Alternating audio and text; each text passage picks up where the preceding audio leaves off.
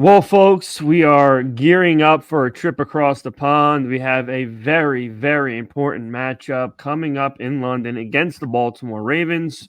We're going to have a special guest to talk about that matchup and, of course, all things Titans. So buckle up. We got a great show for you tonight. Sammy, start me up. Turn up your volume. Because you're about to listen to The Sick Podcast. Talking Titans. Ladies and gentlemen, 94 yards. Touchdown, Titans. He is the baddest man in the NFL, and he just took her to the house. The sickest Tennessee Titans podcast. Sick! It's gonna be sick. What is going on, ladies and gentlemen? Welcome back to another edition of the Sick Podcast, Talking Titans. I'm joined with the one and only Jarett Foote. Jarett, how you doing tonight? Pretty good. Can't complain. It's been a long week. The Titans play on Sunday, so hopefully that's not going to be depressing, just like my week is right now. But and obviously the other guy over here is not here because he is watching Game 4 in Philadelphia, Phillies versus Braves. So Vin, shout out you. Hope you're having a blast while me and Sal hold it down for you tonight. Absolutely. Vin is the lucky one that still has a team to watch right now. Yeah, four of us too. So good for him. But yeah, we got a great show for you tonight. Let's not waste any time. As always, when we have a rival on the horizon, we bring in a representative for that rival. So let's not waste any time. Sammy, start me up again. All right. This week, because we are facing the Baltimore Ravens, we have a wonderful guest to represent them, Miss Melissa Kim. She is with 105.7 The Fan, covering the Baltimore Ravens. Melissa, how are you doing tonight? I'm great. How are you guys doing? Fantastic. First of all, thanks so much for taking the time out to talk with us. Of course, both teams following a very tough loss on the road.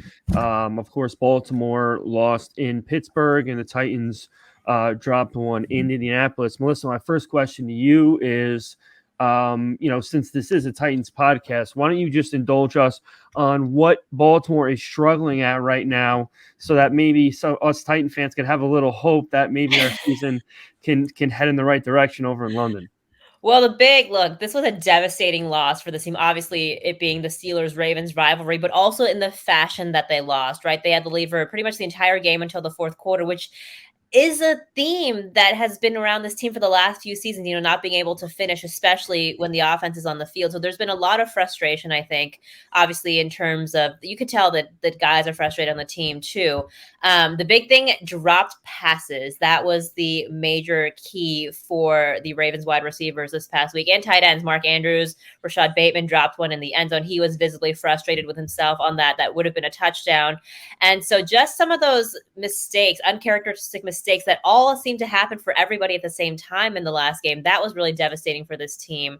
And on top of that, ball security, that's been a topic of conversation that unfortunately has been brought up. Obviously, Coach Harbaugh saying that they're addressing it. It's fundamental football, obviously, being able to hold onto the ball, not fumble it. The numbers kind of show that for the Ravens in terms of what they've had trouble with. But on the bright side, their defense has been balling out. I cannot complain at all about how the defense is playing. But certainly a lot of eyes on Lamar Jackson, who did play well. This one's not on Lamar. I want people to make sure that they know that. Lamar was, I think, one of the highest graded quarterbacks this past week in week 5. But yeah, the guys on the other side of the ball, they know that, though. You know what I mean? I mean, they've heard it a million times over by this point. So that is certainly a major theme right now on the Ravens. So talking about the defense, you have a great back end in Hamilton and Stone. I think they're rated one of the top 5 pairs of safeties in the league right now, and you have great inside linebackers in Raekwon Smith and Patrick Queen. We know how you guys are going to stop us, but now if the Titans wanted to win this game, how can they attack your really good defense in the Baltimore Ravens? Because I think you guys are 4th best. I think you correct me wrong, 4th best or 8th best in the red zone defense efficiency. So, and we struggle. We're 29th in the league in red zone efficiency. So we really can't get the ball in the end zone. So how can the Titans actually try to put the ball in the end zone against the Ravens this week? Well, not to give away any secrets or anything, but obviously, but the middle of the field is pretty stacked there. I think that if there were any points to pick apart, edge rushing, they've had some, I don't want to say inconsistencies, but their two main guys that were going to be the starters, Odafe Owe and David Ojabo, both out with injuries right now, not going to play in this particular game. Obviously, Jadeveon Clowney got picked up as one of the veteran guys before the season started. And so he's been around. He's been a great veteran leader, veteran presence for sure, getting some pressure on opposing quarterbacks. But that's an area where they've had to pick up some other guys. Kyle Van Noy, a guy they picked up a couple weeks ago. So there are definitely some injury-ridden pieces that they have been dealing with for sure. So I think that those positions maybe where the guys there have, they've been great in terms of picking up this playbook right away. But if there was anything, I don't know if I would even make a single complaint about this defense ever. But that would probably be one spot I would keep my eye out for. Yeah, Melissa, one of the few complaints I've heard from some of the Raven fans throughout the season so far is that it appears that as good as Lamar's been playing, it appears that you guys are having, like us, a lot of difficulty finishing drives. Like you'll get to the opponent's side of the field, do some damage on that end, but when it was time to get into pay dirt, they seem to be having issues doing that, at least in their few losses they've had this year. What would you attest that to? I know you mentioned earlier drops have been an issue, but would you say the temperature in the room is, is there any displeasure with the play calling or anything like that? Or do you equate a lot of their struggles coming from the drops? What's funny is coming into last week, the Ravens were the best red zone offense in the league, which last year they were dead last. So obviously there was a turnaround at least in some of the early games this season. New offensive coordinator Todd Monken, obviously his touch is being slowly integrated into this team. And, I think they're still trying to find their identity. I think that's kind of what one of the biggest things is. And, they're looking for someone to perhaps be the Roquan Smith of the offense, so to speak, right? We know that Roquan is absolutely the leader of the defense, the vocal leader, the hype guy, the one that's going to, communicate. Obviously he wears the green dot. But in terms of the offense, not sure if I think we're still trying to figure out who that guy is. Obviously, even with to find out this week. Yeah, even with Todd Monken's offense, the big thing about that though is I don't think that realistically speak, if you're a realistic human being, you're not going to expect them to come out week one swinging, looking like, Tom Brady or something like that, right? But in terms of what they're slowly integrating, I mean, they're still keeping some parts of the offense from Greg Roman that obviously works. I mean, at the end of the day, Lamar is going to be the best guy to run the ball, no matter what. If there's an RPO, like he's probably going to run the ball, 9 times out of 10. But, I know that he is trying to be the guy that stays in the pocket a little bit more, wants to really prove that he can be that true dual threat quarterback. So I think that, sorry, I forgot the original question now, but in terms of, red zone. Yeah. Finishing drives. So, I think that just the execution at the end of the day sometimes hasn't always materialized for them in that. But we have seen this season that they have been successful at that up until last week. Yeah, that's definitely not our. I mean, that is definitely our problem because we can't get the ball in the end zone at all. But I've seen a tweet from you that the Ravens are coming into this game one of the healthiest injury reports you've seen in a long time. Odell, Stone is the only one. I think it was limited today for you. So you guys look like you're a full go. For offensively, I think you guys are going to attack the hell out of us, especially with Zay Flowers and Odell Beckham. Our cornerbacks have been struggling all year, especially with our safeties. So if you attack Christian Fulton, like I said, we're in purgatory as Titan fans. So I think Zay Flowers or Odell Beckham's going to really have a good game for you guys to actually beat us in London. And I'm going to show you my predictions later on when we let you go. But I do see you guys beating us, and we're going to be in the realm of trying to pick a quarterback for our future right now because Ryan Tannehill, he has not been good for us. So what's your take on Ryan Tannehill and his team, and how do you think that, from your perspective on the outside, being on the outside, how do you think this team tries to, win this game in London with Ryan Tannehill at the quarterback? I was actually asked this question earlier today. Derrick Henry, I actually watched him play. I covered the SEC for a little bit, so I've seen him play in college. And, I know that he's had his situations and whatnot as well. But I would say that, he might be the best. He might be the best guy on offense, for the Titans in terms of being able to run the ball, being able to at least start with a run game, get some things going first before, they try to pass the ball or anything like that. I think, last week when when the Ravens were playing the Steelers, they had their eye on another Alabama guy, Najee Harris, and he was able to do some damage there, especially in the second half. So in terms of the run game, like if I were the Titans, that's what I would be looking at. I would be looking at Derrick Henry. Yeah. Melissa, let me ask you a question. Obviously, it's been tough for Baltimore dealing with the loss of Dobbins. Obviously, he was a major part of that offense, considering how much they run the ball and how well they run the ball. What's your, how do you think they've done as far as their backup running backs and how they've been able to progress the running game since losing him? I think they fared pretty well. I think a lot better. I mean, you can't put a price on J.K. Dobbins, of course, and like what he brings to the table. But Gus Edwards, Justice Hill, those guys I think have picked up the slack quite well. Justice Hill, being able to get into the red zone, score touchdowns. Gus Bus is literally he's called Gus Bus for a reason. He stays low to the ground, big guy. He's definitely a great guy on third and short, able to pick up those last few yards. And, again, Lamar, no one can run the ball like Lamar, like literally juking his way in and out of guys.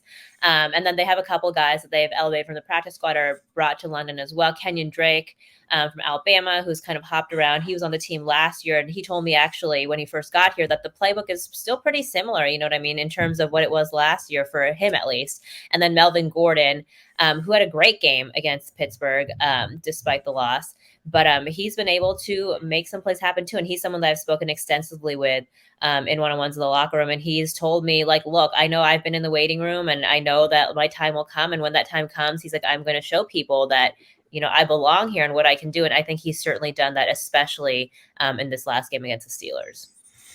All right, Melissa, I don't know if you're allowed to do predictions. I can. But okay. All right. So the Titans right now under Mike Vrabel versus the Falcons. The Ravens are 2-2. We're averaging 17 points against you guys. It's been tight the last couple meetings. Oh, yeah. What do you see how this matchup really ends up in London? Look, I know both teams are coming off of losses, right? And I think nothing really fuels a hungry team like coming off of a loss. I don't know. I can't measure, obviously, how devastating the loss was for the Titans. But at least in Baltimore, that was probably, a lot of fans were saying arguably one of the worst in recent memory. Obviously, A, because it was against the Steelers. B, because they had the lead until late in the fourth quarter. And C, just the manner in which they lost. And so I do think that they're going to come out pretty fired up, pretty hungry. They literally got on the plane to London the morning after they got back from Pittsburgh. Like Sunday night, they're back in Pittsburgh. Monday morning, they're on the plane again in London. I know they've had a day off to get acclimated in London on Tuesday, but then Wednesday, Coach Harbaugh, I know, had a 45-minute meeting with the team and was like, look, we are here. It's cool that we're here and stuff like that, but we're here for business. We're here to work. So I know that the guys are certainly focused. I think, having the health of a lot of these guys is pretty important because that's been one of their Achilles heels this season. The offensive line, this is the first time I think since week one that all five starters are healthy and playing together. Yeah. Terrific. So that's great. That's great for Baltimore.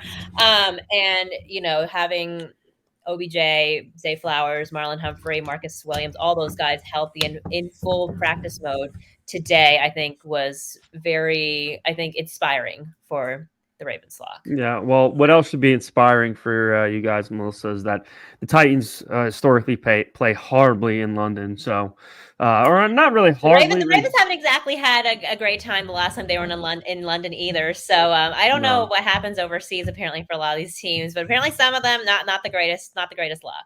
Yeah, well, Jarett can attest to this. The best pill for an upset stomach as a fan of any opposing team is facing the Titans the following week after a tough loss. So obviously, as we wish it's not the case, but history has a habit of repeating itself. And needless to say, right now we are not in the happiest of morales. Purgatory. So, I was going to say, you guys are so down. Oh my gosh! You have no idea the misery that we're about to feel right now because you're in the same predicament as us. We lost to a division opponent. We got smacked. You guys didn't. I mean, you guys lost by heartbreak, but our season just looks like it's been a roller coaster, of emotions. Win, loss, win, loss, win, loss. We still can't show consistency on offense with Ryan Taylor at the quarterback. The whole fan base is fighting. They want Malik or they want Levis. We're sticking with Tannehill. We have no idea as a fan base what's going on. You hear Jeffrey Simmons calling out Christian Fulton. It's just a mess right now. So that's why going into this London week, we don't know as fans what we're going to get. I think we're going to get a motivated team, against the Ravens. Like I said, we always keep it tight with you guys, but who knows? We're struggling on offense in the red zone. We can't get the ball in the end zone. DeAndre Hopkins is running free, catching balls, almost 500 yards, no touchdowns. It's a mess right now in Tennessee. So I don't know. Well, maybe is this going to be the battle of two misfits? Misfits? No, I honestly think you guys. Yeah, you are not misfits I in this game. Misfit at all. They are definitely any team quarterbacked by Lamar Jackson could not be called misfits. He's the real deal. Absolutely not. I campaigned for every nickel I could gather to get him on the team, which was zero, obviously. So, but listen, we really appreciate you taking the time out of your night to join us. I know you had a bit of a crazy day today, so I appreciate you sticking with it and getting to us so we can have a nice pregame show. And before we let you go, let us know where we can find your work. Sure. I'm on Twitter and Instagram at Melissa Y. Kim. You can find my stuff there, and yeah. Awesome. Thank Melissa, again, thanks so much for joining us. And maybe down the road, we tend to always seem to find each other in the winter months. We do. And it's great for the game of football. So if we meet again, we'd love to have you on and of course dice it up again. Of course. Thanks so much, guys. I appreciate it. No problem. Take care. Absolutely. Have a good night. Have a great night. All right, that was Melissa Kim joining us on this matchup against the Ravens. The temperature of the room, Jarett, as I'm sure you can imagine, is not so hot. It doesn't seem like we have a lot to gain. It looks like we got everything to lose now. But it's still a season. As fans, we still want to see our team do its best to try to get to postseason football. And as you allude to every week, this team is nothing but a roller coaster, and we just got to pray that the rails are on their way up and they don't continue to go down. My God, man, I'm telling you, it just feels like it this week that the Titans are going to try to pull it off, but I don't know if they are. It's so the get me right game for the Ravens right now for me. I mean, it's sad to say as a Titans fan, just because of just how I saw Jeffrey Simmons. That's why I really wanted Jim White or Kayla Anderson on this week. I know they were, traveling with the team and they were very busy. So we're going to try to get them on for the bye week, possibly, just to get the feel of the locker room. Because that's what I really want to know. The feel of the locker room. Is it halfway lost? Are guys still motivated? I don't know. But after what Jeffrey Simmons said in Jim White's video after the game last week, it's very hard telling to say, hey, I'm sick of these, my bad guys. That doesn't say too much, for a defense, especially going against Lamar Jackson and Mark Andrews and Zay Flowers. The list goes on and on. Odell Beckham, it's a recipe for disaster, in my opinion, right now. But I hope I'm wrong. We always say this, me and you, Vinny likes to pick us to win. We like to pick us to lose sometimes and, try to be real. This just does not feel good, this game. No, I mean, I don't know. I think we desperately need the bye right now to get our minds right, head right, to see what the hell's going on in the offense, to get home, and be home for 2 weeks. It's just and try to get this ship moving forward and north. So here's the thing, right? I'm going to look at this week for me as kind of a win-win, even though subconsciously, I'll admit it, I'm going to want them to lose, because if they lose, like I mentioned on our last show, I personally think, which I could also be wrong because this team is very stubborn, but I personally think if they lose Sunday, the quarterback change will take place after this bye week, because at that point in time, even though this division, even at 2-4, is going to be very realistically winnable, you got to look at this long term now. Like, is this team really contending for a Super Bowl this year? Us as fans obviously know they're not. And you got to know that the front office is going to obviously think to themselves, probably not. And they're going to have to make a hard decision. They have to look in the mirror and say, listen, we have an opportunity to see what these two guys have that we drafted fairly high. And if they are the answer, they'll get a nice appetizer before their main course, which will begin next year.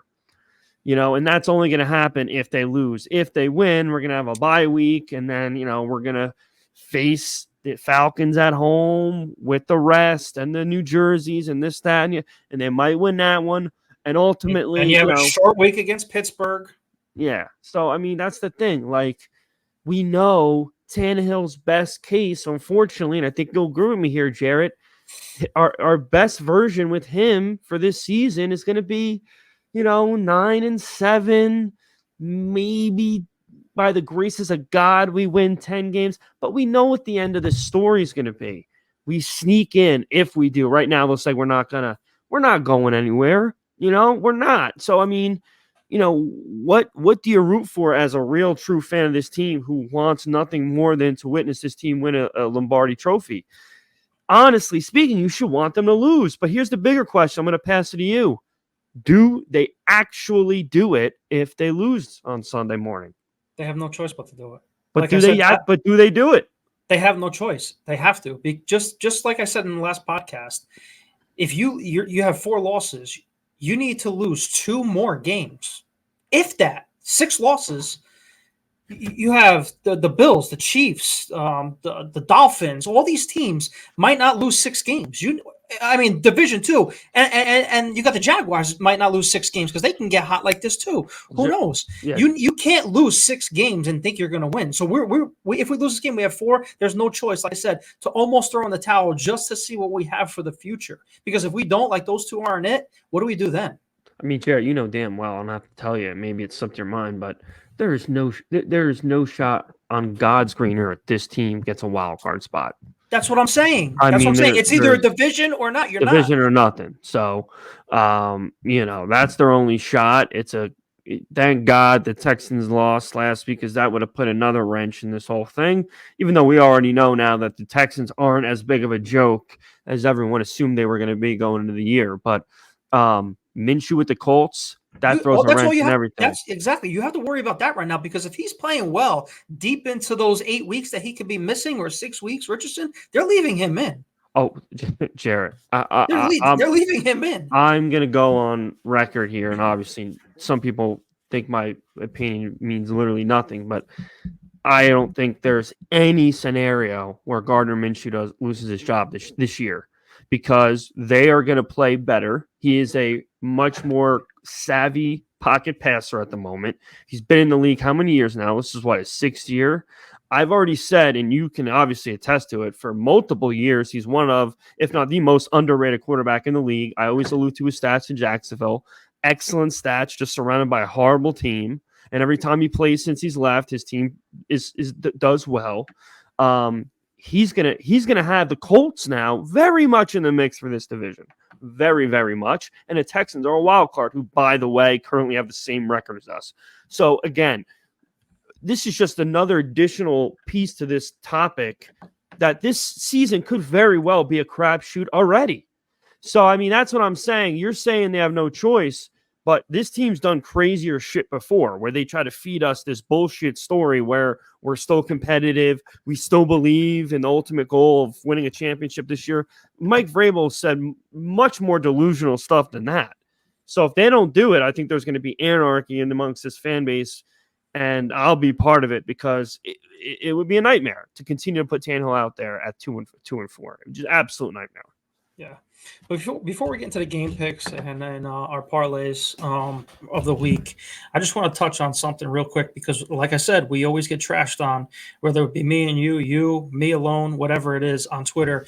It's today, I think Tim Kelly was on the podium saying, I have to do better as an offensive coordinator. It is my job to get us in the end zone. It is my job to get DeAndre Hopkins more involved in the red zone. But when we've been saying it, everyone's bashing us on Twitter saying, you have no idea. It's the execution.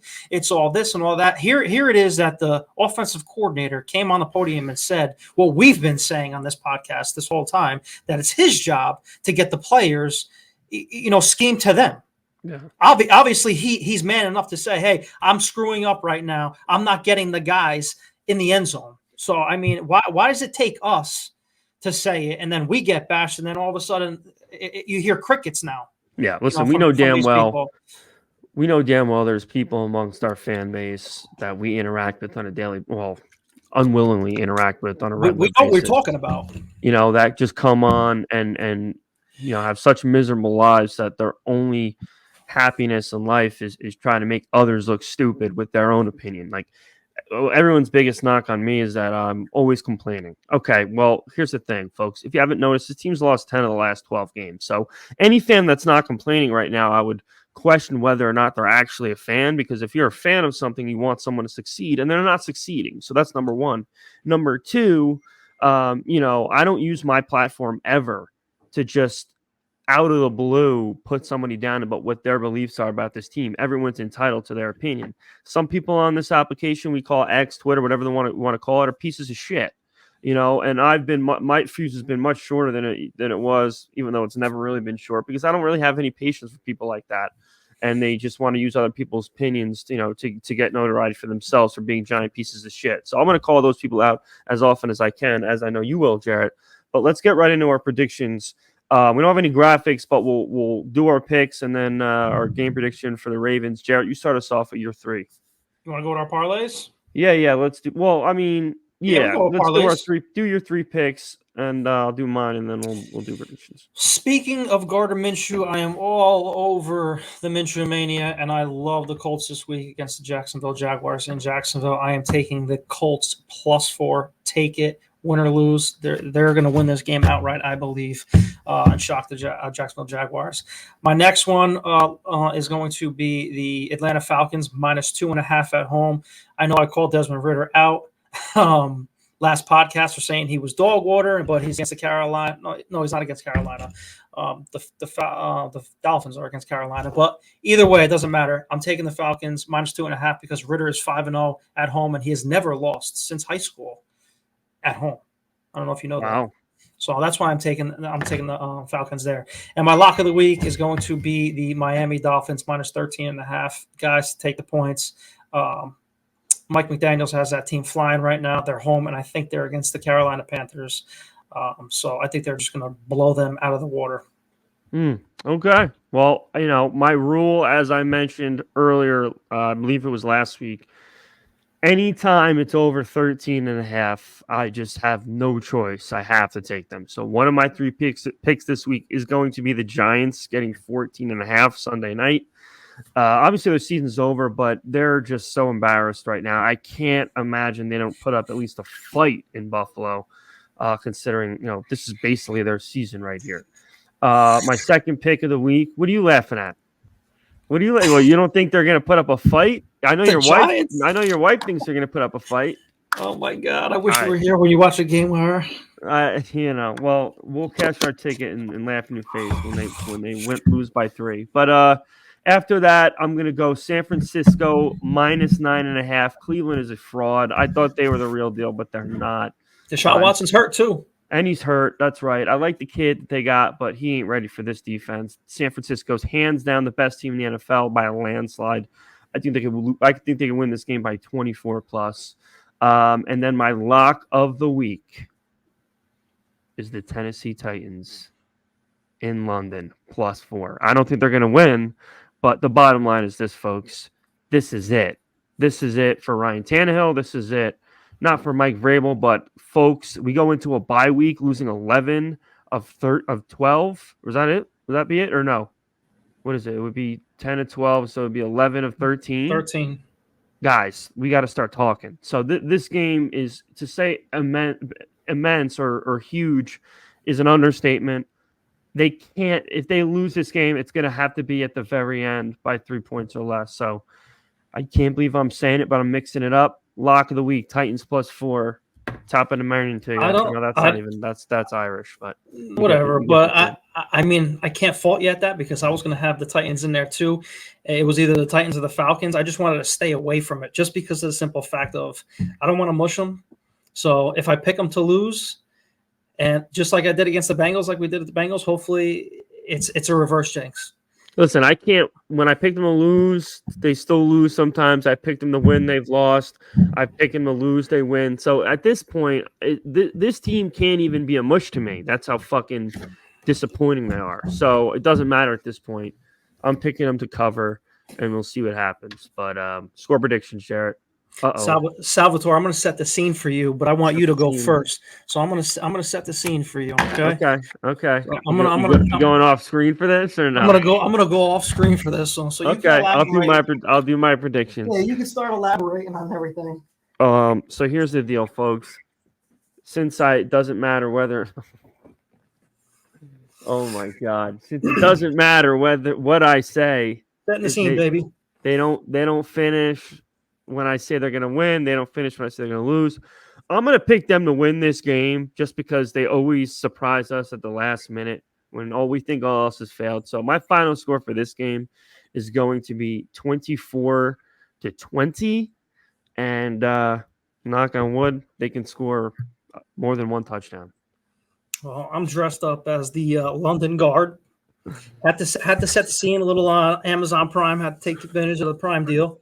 So, like I said, I gotta bring the laughter to this podcast. So I'm gonna be the London Guard and act like the Ravens. I think the Ravens are just gonna throttle us this week. To be honest with you, they got a great defense. Our red zone offense sucks right now. I mean, people can call me out all they want at it, but if I had a score prediction on this, I think the Ravens are gonna win 23-16 because this offense doesn't give me any hope right now. So hopefully I'm wrong. And what was that score again? 23-16 Ravens. 23-16. So another performance with next to no scoring. Another busy day for Nick Folk. We've been averaging 16. We've been averaging 16 points. The last what did I say the other day? 15 games. So until they start consistently scoring more than 20 points, I got to stick with the 16. You know, I was thinking about this to myself. I don't know if it was this morning or last night. Thank God Nick Folk is the best kicker in the NFL. He's probably saved a couple people their jobs because he's equating for all of their points right now. Literally. Really. I mean, I'd like to know their total points and what the percentage of Nick Folk's scoring is. If we still had kicking woes, this team would average 9 points a fucking game. So, I mean, really, this is it, Jared. I know you agree. This is it for everyone. We come out flat. We don't have a performance that's noteworthy from opening whistle to final whistle. I'm done. And I'm already done, but I'll be really fucking done, and no one will be able to tolerate me on Twitter.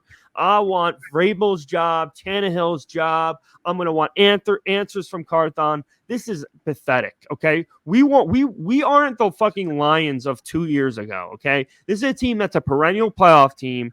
The rebuild shouldn't have been this big of a drop-off where we go from being the number one seed to losing basically an entire regular season of football. Yeah. So this is it. It's now or never. Make a stance. This Sunday morning is the beginning of the rest of our season, or head should roll.